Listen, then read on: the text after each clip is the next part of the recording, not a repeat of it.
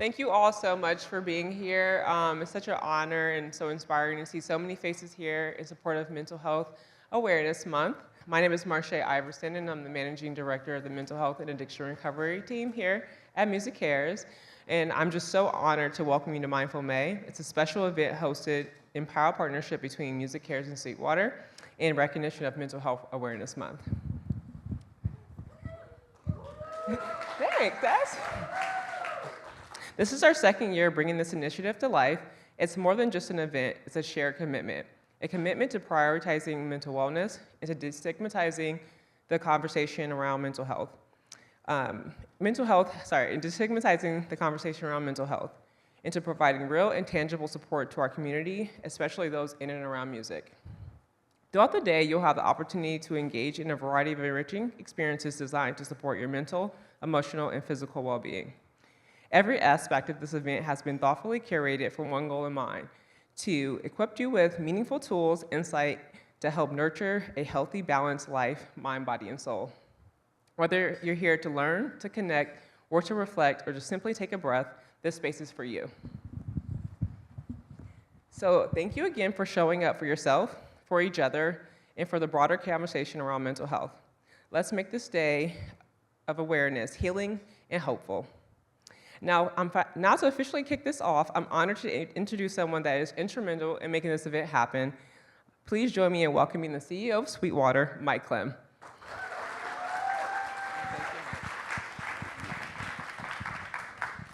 Hello. Hey, thank you, Marche, for the kind words. Hey, thank you on behalf of Sweetwater. Thanks for just showing up today, and thank you for prioritizing wellness and self-care. So important. Really great to do this event in Nashville this year, the heart and soul of the music industry, and so we love being here. And just a big thank you to MusiCares. I hope you guys know how cool this organization is. The work they're doing, so meaningful. Sweetwater is a company made up of musicians, so our mission and our heart aligns very closely with MusiCares. We know the highs and the lows and the struggles and the joys of making music and creativity, and so partnering with organizations like MusiCare to say we've got to be good to ourselves and take care of ourselves and our wellness in the process. Very, very important to us. So thank you for being here. I hope the content today, the community, the connections, the conversations are meaningful to you. Thank you a lot. So for today, as we continue our Mindful May journey, we shift into a conversation that lies at the heart of why we're here today.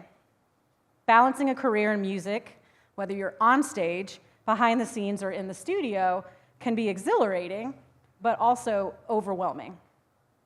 The constant grind, the creative pressures, and the emotional weight of the industry can leave a little room for rest, let alone intentional self-care. That's why the next portion of this event is so important. Our panel conversation today is titled Finding Harmony in the Hustle, Managing the Demands of a Music Career, and Taking Time for Yourself. It's about exploring what it means to protect your mental health while still pursuing your passion, and how we can all learn to create space for well-being without compromising our creative drive.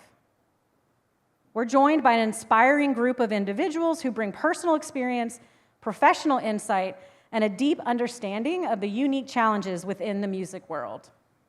They're here to share openly, offer practical tools, and remind us all that success and self-care are not mutually exclusive, and they're both necessary. So settle in, take a breath, and please help me welcome our amazing panelists as we dive into this essential conversation.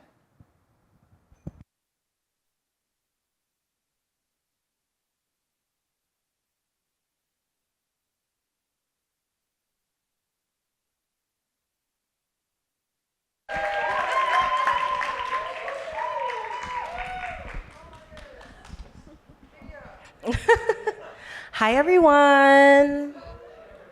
How's everybody feeling? Refreshed, grounded, anew?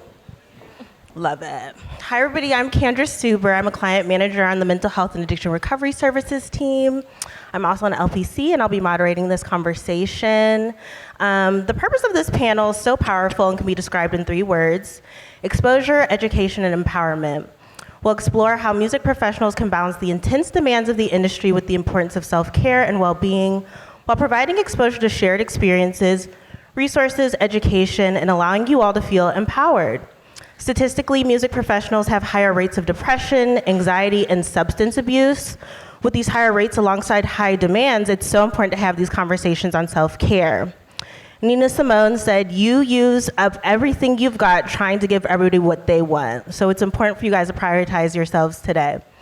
So what is self-care? I've said it 15 times. You guys have heard it a bajillion times. Well, you guys are doing it now. I've heard a lot of people say they've taken off work for the first time in a long time to come here. You guys are finding things that work for you, whether that's getting a nice juice to feed your body because the mind and body are connected, doing a tea ceremony, a massage, speaking with a therapist. You get to create what self-care looks like for you. But self-care is really just catering to your whole you, your mind, body, and soul. It's not limited to bubble baths, manicures, and spa days. It's self-care practicing self-compassion, self-forgiveness, self-growth, and self-nourishment, which sounds very complex. But at the end of the day, it's setting boundaries and doing what's best for you. So let's meet our panelists. Okay.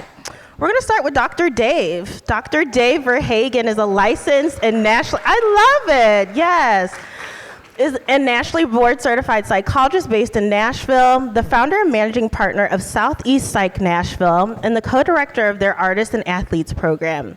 He's the author of 10 books, worked on air and broadcasting for 7 years, and has served as the executive producer of 2 feature-length films. He has seen performing artists in his practice for more than 25 years. Next, we have Drake White, a country soul troubadour with charisma to spare. Based in Nashville, Tennessee, he pours every ounce of his unbridled passions into songs that brighten the spirit.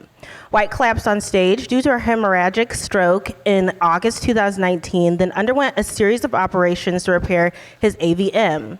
Since then, White has shared the bill with country superstars like Luke Bryan, Eric Church, Riley Green, and Zach Brown Band, while also earning top 40 hits and traveling the country on multiple nationwide headline tours.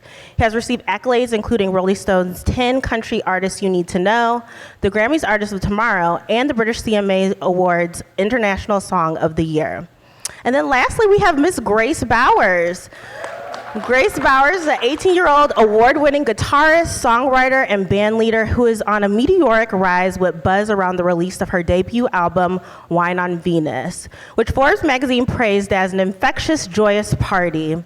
She recently performed with Peter Frampton and Trey Anastasio for Love Rocks NYC at the Beacon Theater and at the 67th Grammy Awards with Chris Martin from Coldplay. Rolling Stones magazine is calling her Nashville's new guitar hero. Ooh. Need some water. Some sweet water. Okay, so thank you all for taking time out of your busy schedules to be here. We're gonna start with pretty much the foundation of this conversation, the pressures of the industry, which I feel like you can all speak to. Since we know the music industry is associated with nonstop hustle, glorifying the grind, things of that nature, what do you see as the biggest challenges that professionals in this industry face in terms of mental and physical health? And we can go in order, so Drake, Grace, and then Dr. Dave. I think, whoa, I think that's loud. How's everybody doing? Thanks for having us up here. Yes. For me, it's just, I'm a big list guy, you know. Let's check the list off, let's get it done, let's go and have gratitude all at the same time, and of man, while we're getting this list done and our drive, and I want to accomplish all of this stuff, but I also want to be grateful.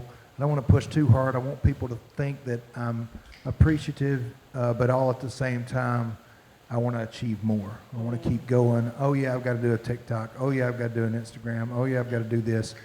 Meanwhile, I got to be a husband. I got to be a dad. I get to be a dad. I get to be a husband.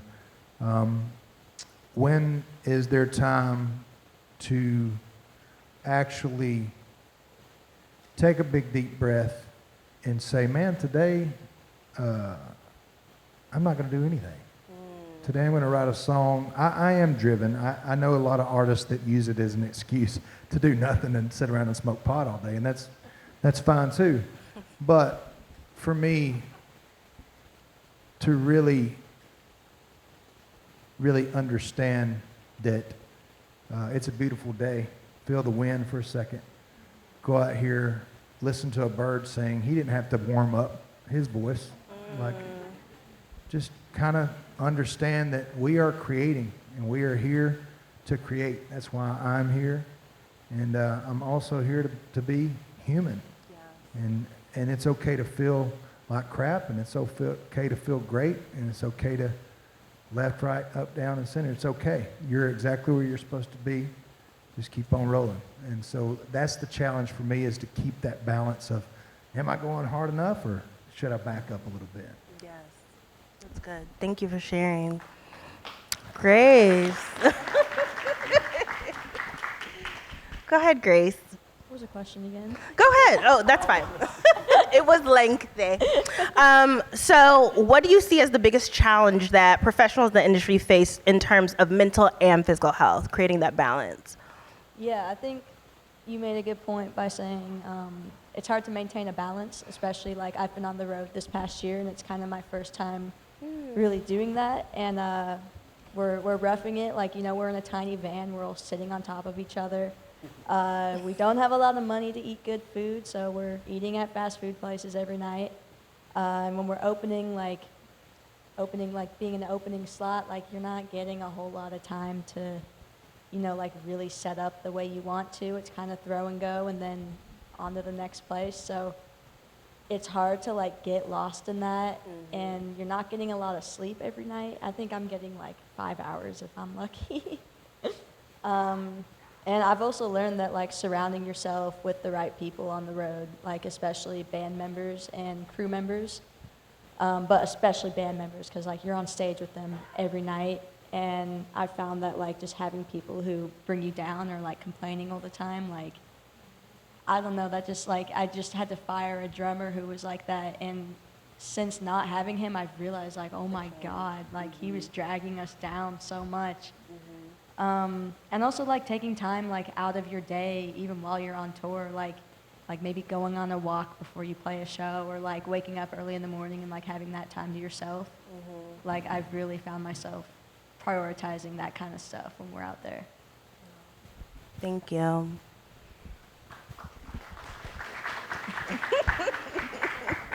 You don't have to clap for me.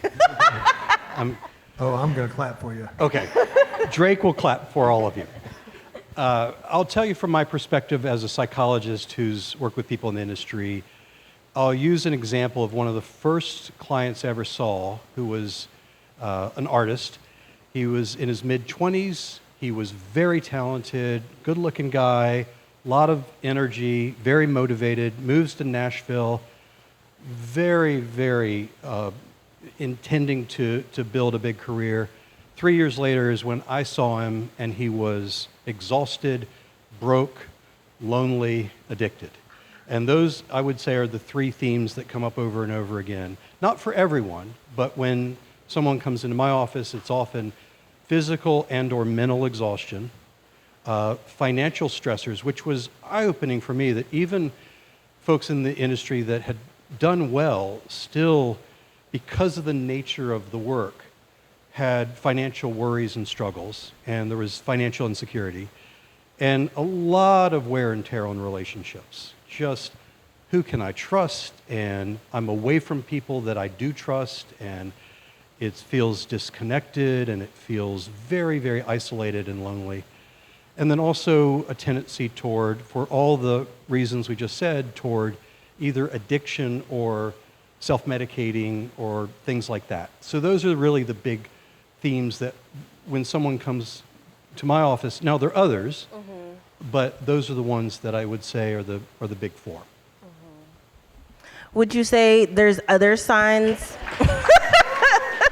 that you would see in burnout? What are some additional signs that people may be experiencing that you see? Yeah, do you want us to get into talking about burnout and what it looks like? And Yes. all that? Great.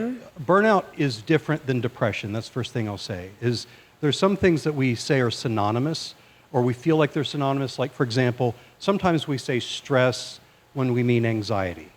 Stress and anxiety are different. Anxiety is an emotion. Stress is the amount of weight that you're under, psychologically. Same thing with depression and burnout. So depression can result from burnout or even predispose you to burnout, but burnout's very specific. Usually burnout is specific to a particular role, usually your job.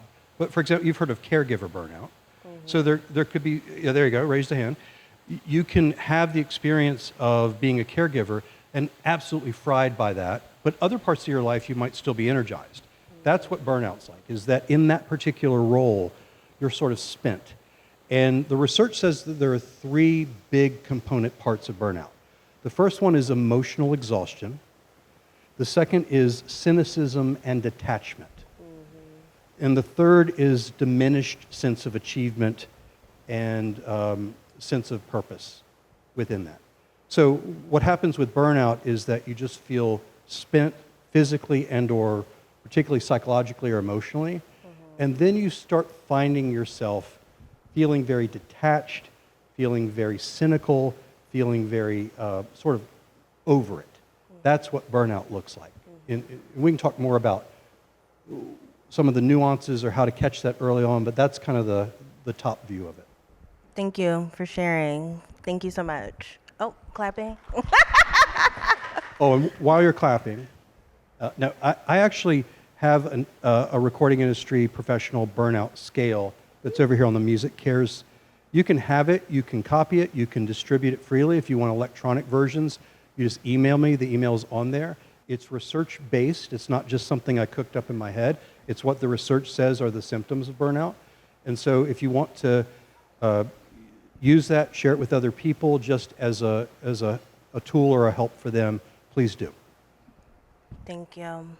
To piggyback off the conversation of burnout, I think for artists, a lot of times they're not seen as people, they're seen as performers or a product, and something that contributes to the burnout. So for Grace and Drake, since you're always under the spotlight, what impact does it have on your sense of self outside of your work? And how do you maintain a sense of identity when your career is all about public perception?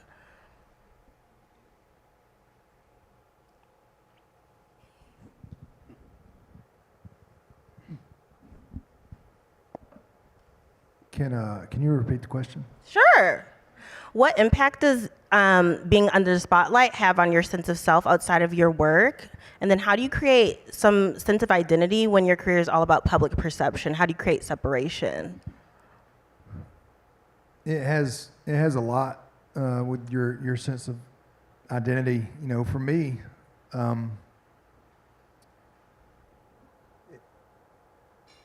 it's really understanding. I'm 41 years old, and it's understanding. I know who I am. I know what my ideal self is. I know who I want to be and who I want to be to my wife and my family, my kids, my fans, and that's part of. I consider it a blessing to be able to get up on stage for 90 minutes or 2 hours a night, because I'm not thinking about my cell phone or my Instagram. I'm not thinking about my standing in society. I'm performing. And it's the true dopamine hit that is medicine to me, that healed me through a stroke, that keeps me rocking and going on. But that sense of self is, it'll lie to you sometimes. That is who you are, and you come back. You come back right after the show, and you're alone, and you're sitting there. You don't want to go to a bar. You don't want to go, or I don't want to go necessarily to really do anything. I just kind of want to wind down and be in that state of flow, but I don't want to go to sleep either. So a lot of times I'll work out after a show, or I'll use that energy, or I'll ride that wave of creativity into basically when I'm so tired I just go to sleep. So how I take care of it, I kind of rolled right into that. Proximity is power. What Grace was saying earlier, I could not connect more with proximity is power. A drummer, anybody that's around you that is toxic, that is pulling from you, you can feel it, and you feel it in your gut quickly. And it is up to us, as an artist, man, we want to be the cool, calm, collective, like laid back, McConaughey on Dazed and Confused dude, you know? You want to be whatever, man, let's rock and roll. But it's confronting that storm that is that drummer, that is that, I'm sorry for the drummers, I love drummers. It's usually drummers. No, I'm kidding. It's like confronting that problem, confronting that thing, and understanding that we are artists, and how we want to keep the peace, but really confronting that problem, saying, "Hey, man," or "Hey, my friend, like this is not working. We're lucky to be out here. Let's keep the frequency high. Let's keep it going." I feel like I'm good at that, but it is hard because it's my personality. I'm a strong D on the what is that? Disc. On the disc profile. So I will bring it to the attention, but man, it's most of the time it's getting out and actually living your life, and actually going and looking at a sunrise or a sunset, going and on a picnic or hanging out, going water skiing, or you know, for me, going out and hanging out with a dog. A dog has helped me through so much. I go hang out with my dog and all's right with the world, you know. Yeah. So that's how I handle it, and the balance of that, you know, of kind of juggling. Did I answer the question? You did. Good. Because I think you connected back to yourself personally and not just worrying about just work. Yeah. And I think that also with setting boundaries with like who's in your band camp, if you want to say, you know, like who's your drummer, that's connecting back to being a person, setting those boundaries and promoting self-care. So you did answer it. Mm-hmm. I'll say we're so attracted is not the right word, but like talent is talent. Yes. And there can be the most talented person in the world that is the most toxic band member on the planet, and it's just not worth it. It's not worth it. It's worth having the good friend that's going to be there that maybe, dare I say, less talented or less, maybe not virtuoso, as I'm sitting next to a virtuoso right here, but it's like, it's better just to keep it cool, man. Like, put the people around you that you love and that love you and that want to see you succeed. And I'm not trying to give advice. I'm just trying to say. Hey, you're speaking from experience. I love that. Grace, do you feel like there's anything that you do to create separation between your work and not just become an extension of, you know, being a performer, an artist? Mm-hmm. Honestly, like that is something that I still struggle with. Like, I'm 18. I'm like finding out new things about myself every day. Right. And now, like, you know, since the age of 16, I've had to do interviews. I've been on TV, and I feel like I kind of have to create this different person of myself. Like, I feel like I'm a very different person on stage and off stage. Mm-hmm. And that's both a good and a bad thing.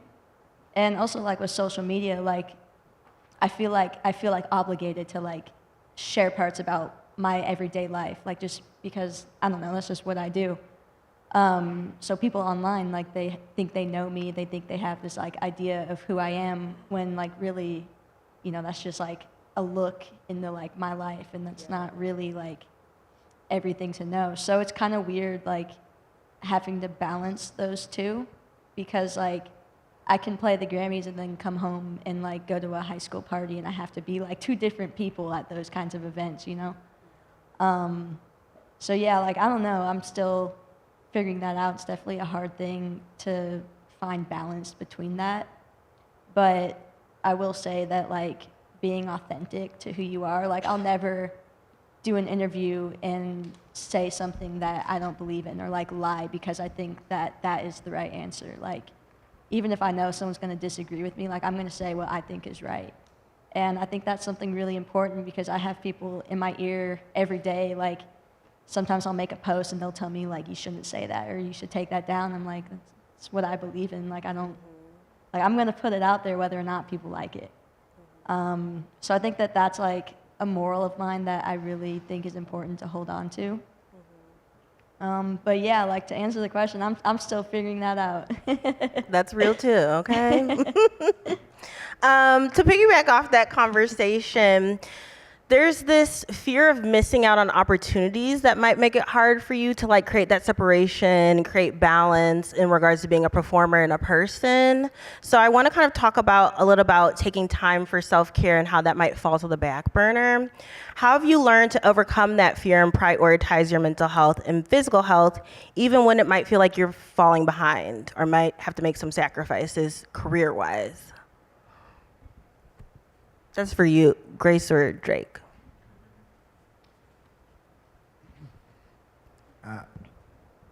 I just don't worry about it.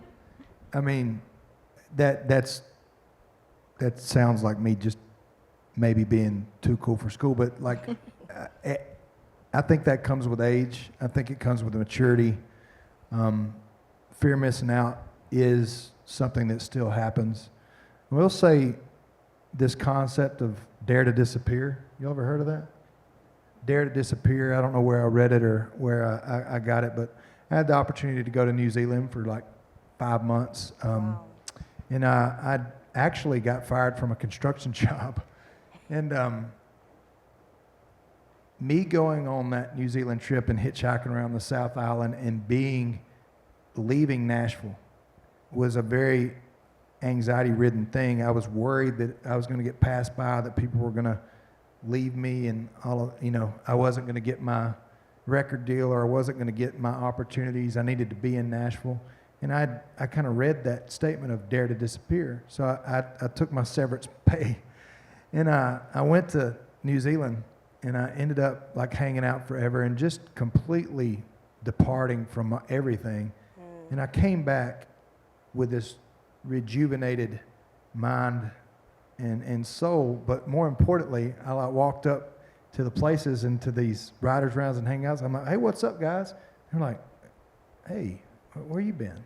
Like, I've been gone for 6 months, They didn't miss me, right. Nobody missed me. It was just like, I was like, wow, I really, in a very relieving way, I really don't matter. And that was relieving. I know that sounds horrible, but it's like, who cares? Go do your thing and go catch the wave.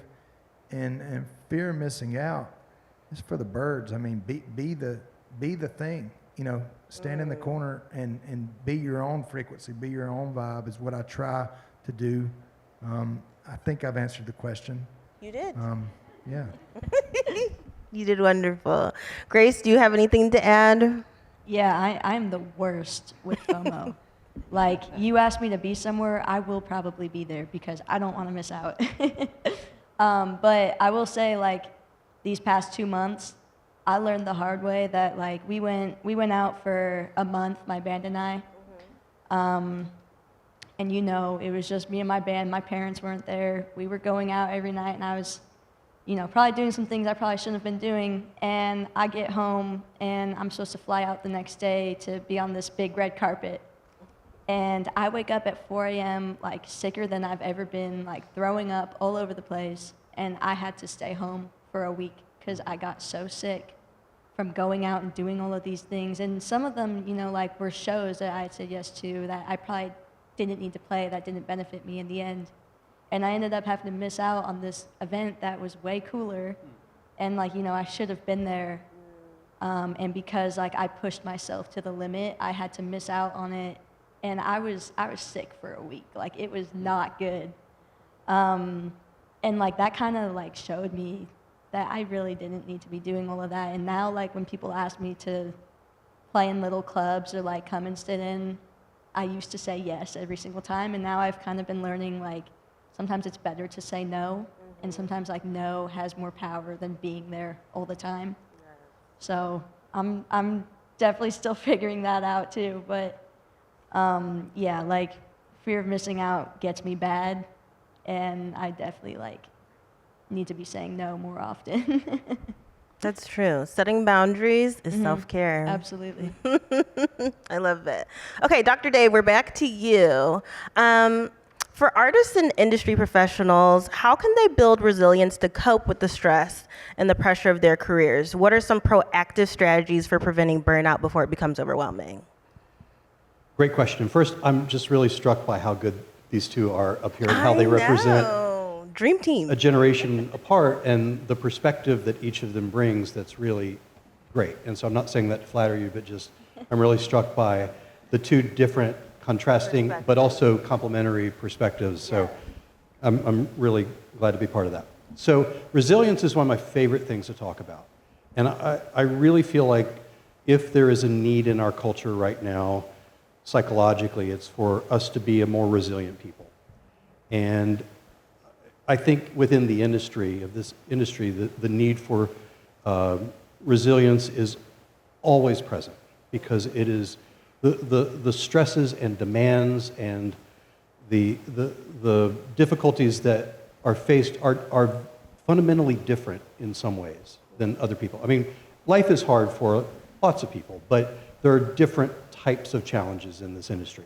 So the first thing I'll say is yes to all the stuff that you know, like all the good self-care things like eat well, sleep well, exercise, get in routines, have social support, all that. Yes, yes, yes. Right? Setting boundaries, saying no, all that. But really, I think the game is won in playing the mental game better.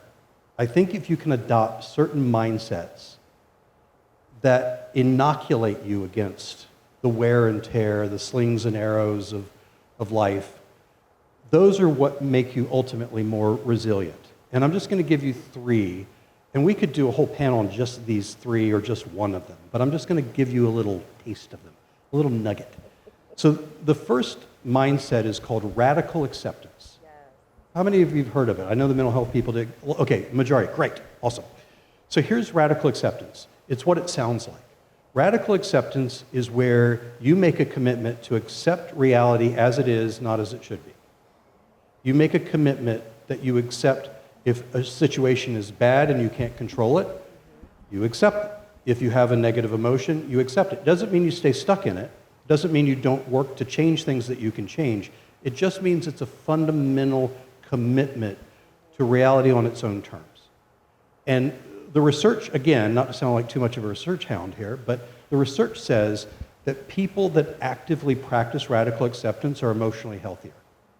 That when people go through difficult times and they don't accept them, that's where the suffering comes in. That's where all the sort of like overthinking and overplaying and getting stuck on something and feeling like it's not fair and feeling like it's right, that's where the suffering comes. So there's a difference between pain and suffering. The pain's unavoidable. That's part of the human experience. But the suffering is where you get stuck in it. And so it's, whether he knew it or not, when Drake was saying, I just don't care about it, or I don't think about it, that's a form of radical acceptance. That's what we're talking about. A similar concept, the second one, is called non-attachment. And non-attachment is where we actively practice becoming unattached, not to people, but to anything that can be temporary or taken away from us. So anything like an achievement, a record deal, a tour, a relationship in some cases, anything that can be taken away from you, the more attached you are to that thing, the more you're likely to suffer. And so what non-attachment says is that if you can actively practice having an open hand toward all the things in your life that you can't fully control that could be taken away from you, then you're going to be emotionally healthier and you're going to be more resilient. The last thing I'll say is that there is a concept in psychology that's actually borrowed from philosophy that's called dialectical thinking. The mental health people have heard of DBT, dialectical behavior therapy. What dialectical thinking is the ability to hold two contrasting ideas together at the same time. So I'll give you an idea. Let me just ask this semi-rhetorically. Is it true that the world is an awful place with awful people and tragedy and heartache and suffering? Is that true? Is it also true that the world's a beautiful place, full of beautiful people with beautiful experiences and wonderful opportunities, and it's a privilege to be alive? Is that true? How can that be? And yet it is. So you think about, to bring it to this point, in the recording industry or similar creative industries, is it both true that this industry could eat you alive, that it could exhaust you, that there's financial insecurity, that it is often very difficult in terms of your relationships and all the things we talked about? And is it also true that this is a privilege and you're putting great things, beautiful things into the world that the world needs, and that it is an honor to be part of that? And the more people can think in both sides of it, that dialectical thinking, the more resilient they can be, because they don't get polarized in their thinking. They don't get stuck in having to sort of romanticize or deny. And they also don't get stuck in the sort of the day-to-day stuff that just can wear you out if you get stuck in it. It's the ability to hold all that stuff together. So I think the game for resilience is really played with the mindset. Thank you for bringing up dialectical thinking. You guys probably don't know this, but I'm the DBT queen. I live for dialectics, and I'm so glad you brought up radical acceptance. These are, I feel like, misconceptions. A lot of people are like, you just need to accept what's going on, or you need to not accept it. And I feel like people don't have the appropriate concepts, so I'm glad you brought those up. Is anybody taking notes? Because if you are, send them to me. Thank you. Okay, so moving on to, I'm going to pose this question to all three of you. We've kind of had conversations about sometimes when you're on the road, you're only limited to the people around you. That could be managers, producers, other industry professionals. How can they help support the mental health and well-being for you all or your clients, Dr. Dave, especially with the demanding schedules and constant travel? What support, and this could be things you've experienced or what you'd like to see. And you guys can think about it.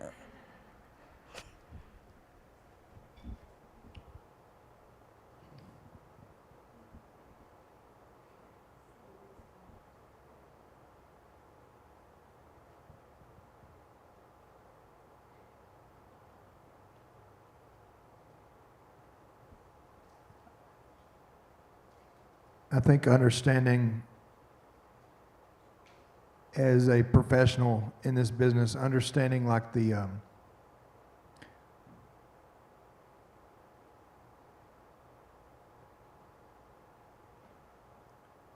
mental work that it takes to create and create from a high level and that pressure, just understanding that it's not, we're not normal. We're not normal. I'm not a normal, whatever normal is, whatever people, I mean, nobody in here is normal, by the way. What is normal? Like, it's just not understanding that we have, for me, we have families, we have lives, we have things, we have all this stuff. And then there's this time bomb in our head that is constantly, our job is to make things up out of nothing. That's a pretty dangerous ass job. Like, I'm supposed to make something up, like right now, man, let's make a song about these red shoes, you know? And I could make it up. I could make her up as an evil person. I could make her up as a beautiful person as she is. And sometimes those midnight cold sweats shaking on the side of the bed of, am I doing what I'm supposed to be doing, man? I just understanding that as a manager or a professional, that you're not dealing with a normal stack of cards here, bro. Like, I'm trying, and I'm trying the best, and my intentions are pure, but like, I'm making stories up. And I know how to, what's the word? Dialectical thinking. I know how to switch it on. I know how to be normal, I think. But I also, like, just empathy. Empathy from, like, man, we're just trying. We were born with this. This is what our calling is. And y'all have chose as managers and as label folks and as, you know, liaisons of our messaging. Y'all have chose to be a part of that, and we can't do it without you. We can't, and you can't do it without us.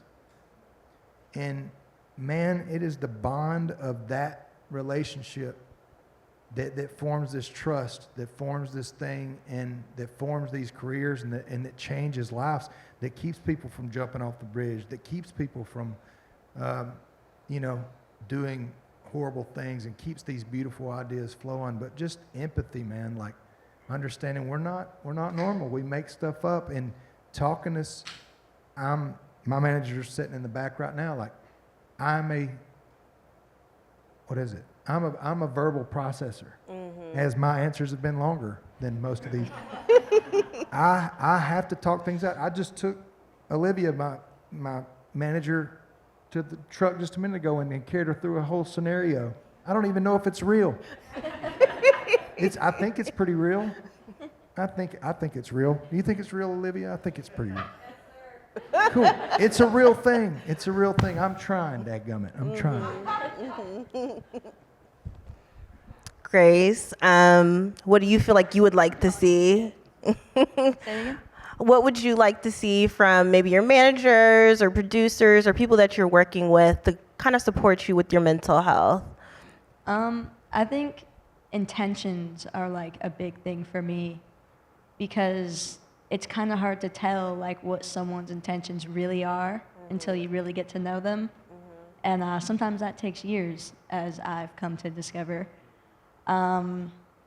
And I think like you only want to surround yourself with people who are willing to be in it with you, like whether you're in your worst place in your life or like you're succeeding.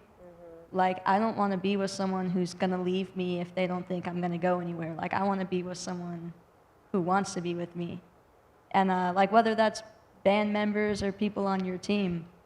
But I think especially band members, like if you're going to be on the road with them, like you're living with them, like you're family at that point. And if you're in it for reasons like other than wanting to lift other people up or like other than loving the music, if you're in it for reasons like you want to use my platform to better yourself or for like honestly just any other reason, like I don't want to be around you. But like in this industry, it's so hard to tell because it's not like you can't just spot that by looking at someone or by talking to them because like that's deep down inside them, like what their intentions are and whether or not they're good or bad. So that's what makes it so hard is because you really can't tell until they come out and show their true colors, which, yeah, I mean, yeah. So yeah, like just really surrounding yourself with people you can trust and like people you can depend on and like they're always going to be there for you. I think that is a huge part in like what keeps me sane when I'm out there and doing all of this stuff. That's really good. Intentions and alignment is very important. Dr. Dave, I'd love to hear from your perspective. What do you feel like would be good for professionals to have in their corner in regards to like management or producers that would contribute to bettering their mental health? Yeah, and I think I'll broaden that out a little bit from not only the managers, the producers, and other people in the industry, but also other supportive and helping professionals, including coaches and therapists and so on. The two things that really have struck me, and I'll say the two words that come to my mind and then explain: humility and flexibility. And the first thing with humility has really been impressed upon me that even though I could say, sure, I've seen artists and athletes for pushing 30 years professionally, and yet I have no idea what that life is like. I don't know what that experience is like. That's one of the things, I didn't know Casey was going to be here, but Casey Kleckler, who used to work for Touring Career Workshop, which is now Echo Live, and has a great coaching business, and one of my favorite humans, by the way, in the world. You need to get to know her. But Casey, Casey coordinated all the backstage, the on-site for the big festivals, CMA Fest and Bonnaroo. So you can scan a code and go backstage, and if you're on the crew or if you're an artist, and have an hour session. And one of the things that I learned a lot from her is that even though she was a touring professional herself, until you're doing it in the way that you guys are doing it, you don't know. Yeah. You might think you do, but you don't know. Mm-hmm. And so I think that includes all of us in sort of supportive professional roles, is that to me, I just have to keep returning back to this humility that brings me to a curiosity, that brings me to a sort of a humble curiosity where I need to, as much as I can, empathetically understand that person's experience. That's the first thing. The second is the flexibility. And in mental health, we are trained to have a lot of boundaries, right? You're not going to be a friend with a client. You're not going to see them outside of your office. You're not going to do X, Y, and Z. And there's a reason for that because it creates safety, creates emotional safety, and also safety in terms of you're not going to get into a relationship that you shouldn't be in and cross a line. And it's all really good stuff. But what you realize that when you're working with people that have a different kind of life and aren't different, that there is a need to balance that boundary making with flexibility. And flexibility in terms of scheduling, flexibility in terms of place, flexibility in terms of how services are delivered. Like if you'd asked me as a young professional or in graduate school, does it make sense to offer counseling or therapy services backstage at a festival? I'd be like, nah, not really. And yet it does. It does. And so that's what I think for all of us, we're called to still keep a boundary or a series of boundaries that keep the relationship safe and keep us in kind of the right place, but also marry that with a flexibility that allows us to meet the needs as they are. That was really good. Thank you. So I do have some closing questions because we will have time for a question and answer portion. And I'm going to gear this to all three of you as well. And it's kind of like a choose your own adventure. So you guys choose which one you like. The first one is, what's one piece of advice you would give someone who feels overwhelmed by the demands of the music industry, but wants to find a way to thrive both professionally and personally? Or what do you think needs to change the music industry to create a healthier culture where artists, industry professionals, and everyone involved can thrive mentally and physically, not just creatively? And if you like one or the other and you want me to repeat it, I can do that.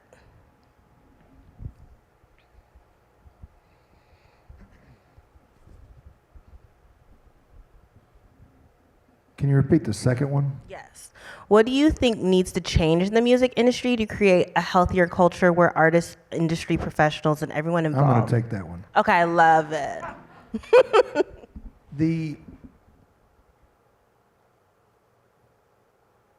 I'm trying to think of what to call it. The openness.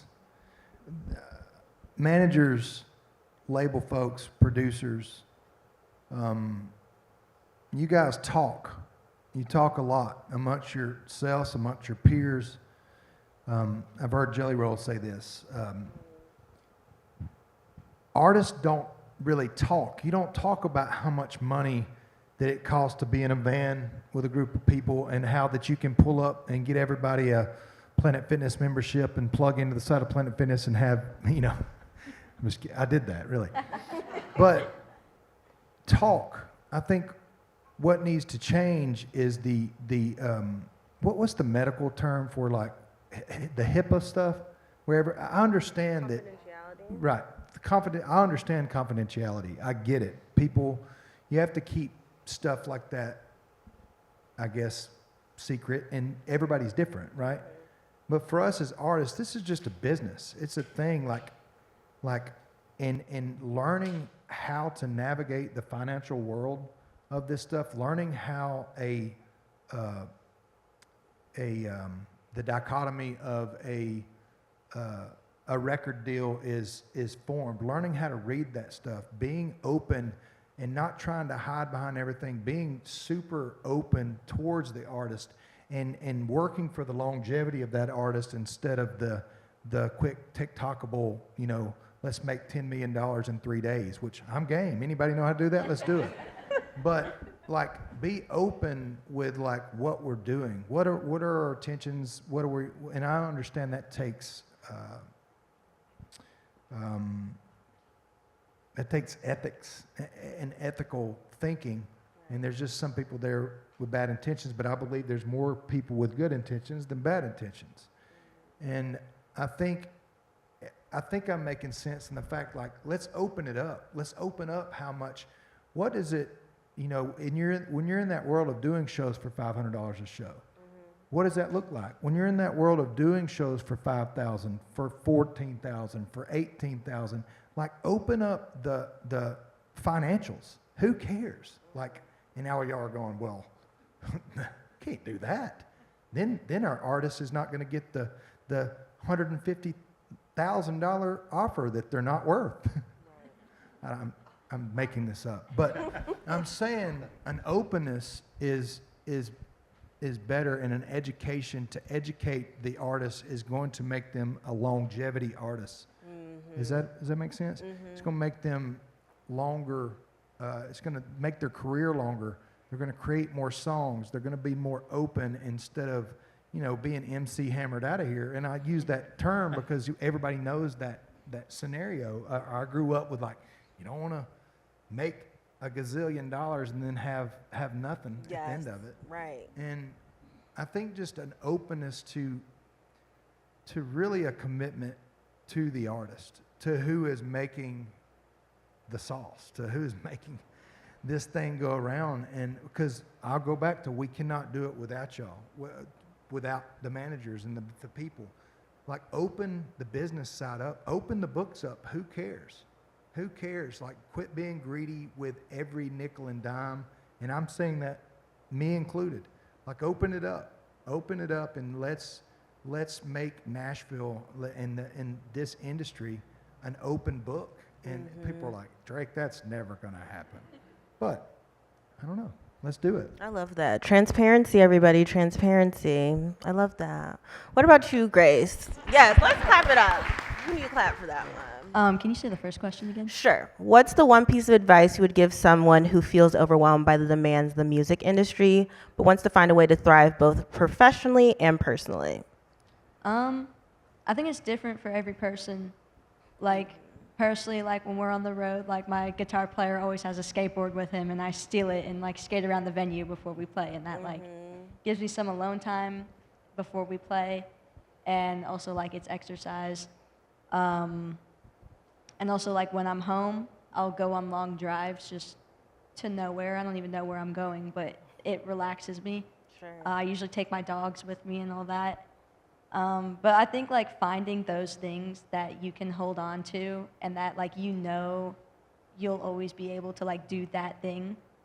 I think that's, like, something that, like, calms me. Like, I know, like, when I'm on the road, like, I can't wait to get back because I know that, like, my dogs are going to be at my house, or, like, I'll be able to go on drives again. And I know a lot of people who, like, they get overwhelmed or, like, depressed even because they don't have things. They're always on, and they don't know how to take breaks from it or, like, separate their personal lives with their careers. Sure. And, like, I do struggle with that a lot too. Like, it's hard to be able to just take a break from it and step back sometimes because, like, you feel like there's so much going on. Like, especially with me, like, I'm just starting out, so I feel like I'm kind of in this position where I shouldn't be taking a break because, like, I can't let that momentum stop because there isn't much momentum in the first place. But, like, if I did that and I didn't stop, like, I would, like, when I got sick after going so hard for a month, like, I don't want that to happen ever again. Sure. And, like, those are hard lessons to learn, but, like, I won't be able to get to where I want to go if I'm going to push myself over the edge like that. So, like, to answer the question, really, like, finding things that will keep you grounded and just taking time for yourself, like, in the midst of all the craziness. Yes. I love that. Thank you, Grace. Dr. Dave, which question do you like? Pick your poison. I like them both, but I'll stick with the one that Grace just a coattail on that. I reflected on it, and the answer that I came up with surprised me because I came up with two stories I love stories. that make a different point, but feel like when I would be asked, what do I do if I'm overwhelmed by this industry, overwhelmed by life? Here's the two that came to my mind. I hope they land. We'll see. The first one is one of my favorite stories ever, and it's true. My in-laws live in rural North Carolina. My father-in-law was a career military guy, and had 2 Purple Hearts, by the way, and 2 Bronze Stars, and retired and became a Christmas tree farmer in rural North Carolina. Love it. And lived a good long life, and then he passed away. And about a month after he died, my wife Ellen and I said, we need to go check on your mom, whose name, by the way, is Manon, which is one of the all-time great names. Let's go check on Manon and see how she's doing. I will say before I tell you the story, Manon is one of my, along with Casey, by the way, one of my favorite humans in the world. Some people don't like their mother-in-laws. I love my mother-in-law. And so we're sitting there on this porch that's looking over Shenandoah Valley or Appalachian Mountains, whatever, wherever we are. I always forget. But we're looking at the Blue Ridge Mountains. Thank you. It's beautiful. And we say, Manon, be honest with us. How are you doing with Lee's passing? Are you sad? Are you lonely? Because she's sitting on a 9-acre Christmas tree farm that's no one's there, by herself. And she said, I'm doing fine. I'm doing well because I am a friend to myself. And I thought, in all the years I've done my job, I've never thought of that phrasing. Never. And it's so perfect. And she went on to say, I like who I am. I like the person that I've become. I like what I'm interested in. I'm good company for myself. And if I had to think of one thing that I give somebody who's feeling the wear and tear and the overwhelmedness, it's work, make it your life project to be a friend to yourself. Yeah. Make it so that you can sit on your porch at 80-something years old and honestly say that. Yeah. To me, there couldn't be a more powerful thing. The other story that comes to mind very briefly is there was a guy who's a pretty good thinker and was asked, what do you do when you feel overwhelmed? And by the way, this is a guy, he published and he had a academic career and he said, I go outside and I lay down and I look at the stars and I make myself small. And I thought, in our lives, we work so hard to make ourselves big and to strive, and that when we step back and just make ourselves small and put ourselves in perspective of us being little dots spinning on this little rock, and there's something very, very powerful about that. Yeah. So the ability to kind of be a friend to yourself and to make yourself small, I think, for me, is what I would hope someone could work toward. And it's sort of a lifelong project, right? To work toward those things as a way of getting to a really good spot. Well, thank you again. Wonderful panelists. Great conversation. And thank you for participating. We're going to hand it off to Marche for closing words. Well, sorry, bro. You don't have the wireless one. I want us to give a warm and loud thank you to our panelists.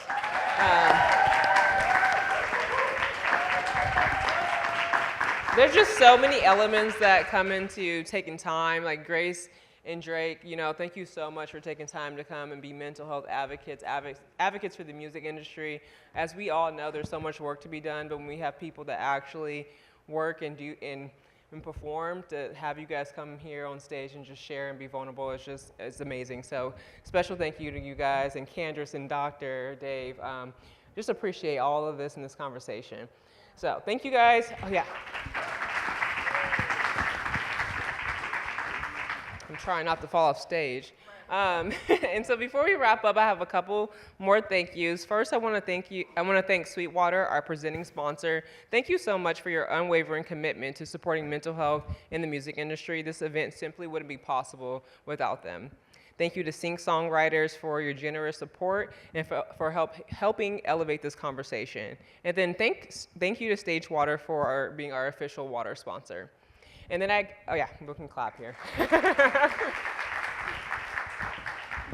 And I want to give a special shout out and thank you to my team, MusiCares. It is impossible to put an event on like this with our team. I don't know if you guys know much about us, but we are small but we're mighty. And thank you guys so much for just the commitment and dedication. We care so much about music. We care so much about the music community. And I hope you guys felt that today. And thank you, Nashville, for having us. Awesome. Everyone, safe travels.